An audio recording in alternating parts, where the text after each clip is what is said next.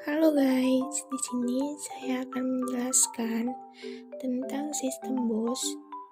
Saya Dinda Yuliasari dengan NIM 2001211139 dari kelas 3 TI C302. Nah, di sini kita akan membahas apa itu BOS dan sistem BOS pada komputer. Nah, BOS adalah suatu koneksi fisik, kabel, sirkuit cetak, dan lain-lain yang dapat digunakan bersama beberapa komponen hardware untuk berkomunikasi satu sama lain. Sedangkan sistem BOS adalah penghubung bagi keseluruhan komponen komputer dalam menjalankan tugasnya, dan salah satu tugas sistem BOS ialah transfer data. Komponen komputer yang dihubungkan oleh BOS sistem antara lain seperti CPU, memori, perangkat I/O, seperti yang dijelaskan pada gambar di samping. Nah, selanjutnya di sini ada fungsi BOS dalam transfer data antara komponen komputer. Yang pertama, data atau program yang tersimpan dalam memori dapat diakses dan dieksekusi CPU melalui perantara BOS. Yang kedua, melihat hasil eksekusi melalui monitor juga menggunakan sistem BOS. Dan yang ketiga, kecepatan komponen penyusun komputer harus diimbangi kecepatan dan manajemen BOS yang baik. Nah, di sini jenis BOS berdasarkan fungsinya terdiri dari 3 bagian, yaitu 1. BOS data yakni jalur-jalur perpindahan antara modul dalam sistem komputer. Dan yang kedua, BOS alamat yakni untuk menandakan lokasi sumber dan tujuan pada proses transfer data. Yang ketiga, BOS kontrol yaitu digunakan untuk mengontrol izin akses ke data BOS dan address BOS. Nah, untuk jenis sistem BOS bisa dibedakan menjadi 2 macam, yaitu dedicated BOS merupakan BOS yang khusus menyalurkan data tertentu saja. BOS ini mempunyai kelebihannya yaitu kecepatan yang tinggi, akan tetapi juga mempunyai kelemahannya yaitu membutuhkan saluran yang banyak.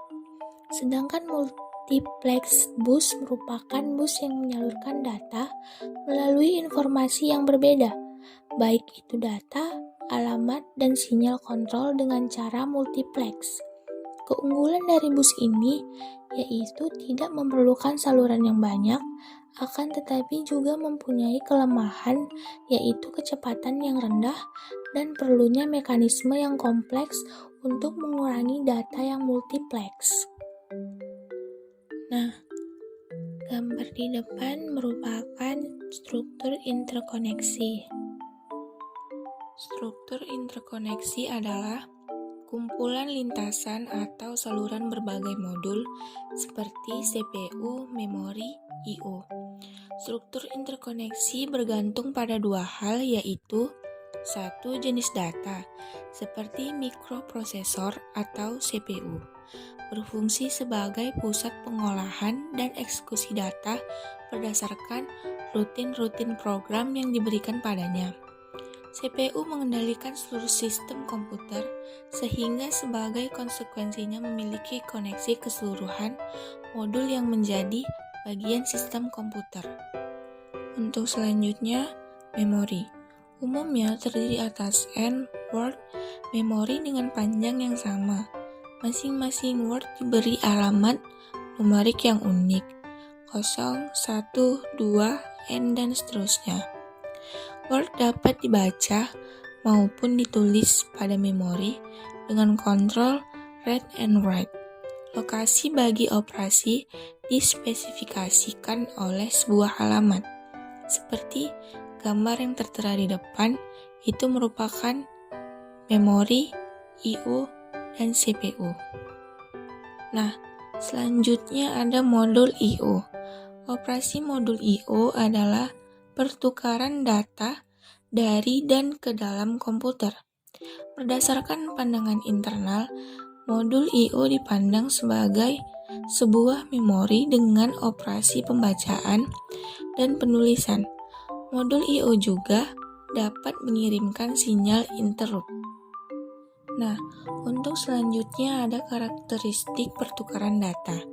Memori ke CPU, CPU melakukan pembacaan data maupun instruksi dari memori. CPU ke memori, CPU melakukan penyimpanan atau penulisan data ke memori. I/O ke CPU, CPU membaca data dari peripheral melalui modul I/O. CPU ke I/O, CPU mengirimkan data ke perangkat peripheral melalui modul I/O. Sedangkan I/O ke memori atau dari memori digunakan pada sistem DMA. Dan yang terakhir ada elemen-elemen rancangan bus. Nah, di sini ada metode arbitrasi, adalah metode pengaturan dari penggunaan bus dan dapat dibedakan atas 1. Tersentralisasi menggunakan arbiter sebagai pengatur sentral. Terdistribusi setiap bus memiliki akses kontrol logik. Dan di sini ada timing. Timing berkaitan dengan cara terjadinya event yang diatur pada bus system dan dapat dibedakan atas 1. Sinkronus terjadinya event pada bus ditentukan oleh clock atau waktu. Sedangkan asinkronus terjadinya sebuah event pada bus mengikuti dan tergantung pada event sebelumnya. Dan terakhir di sini ada lebar bus. Semakin lebar bus data, semakin besar bit yang dapat ditransfer pada suatu saat. Dan di sini jenis transfer data.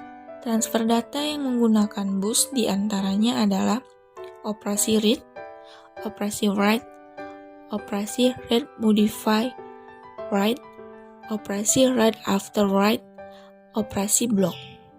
Sekian dan terima kasih.